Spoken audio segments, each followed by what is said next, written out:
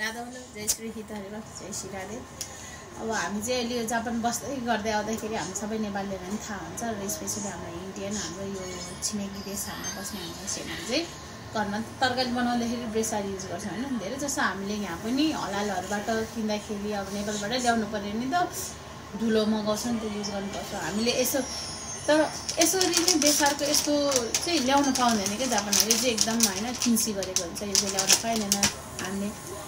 अब मैले चाहिँ सधैँ कामबाट फर्किने ठाउँमा एउटा स्पाइसिस पसल छ कि जापानिजहरूको हैन उहाँको कामले गर्नु मिलै छ किनिरहन्छ यताउता। मैले सोधेको थिएँ एक दिन यो टर्निकको यस्तो हुँदा छ भनेको छ भनेको अनि अहिले छैन भन्दै आउने बेला मलाई भन्थे। त्यो बाटो 1 महिना जति हिँडिरहे हैन आखेन। अनि आज सोध्दा त के को लागि हिँडेन मलाई यस्तै यस्तै हाम्रो घर आएर कामको लागि गर्छु भनेको थिएन। ल ल ल 100 ग्राम जोख दिन्छु भनेर जोख दिनु भएन ल भन्ने मैले चाहिँ त्यहाँ पाएँ। तपाईँहरूले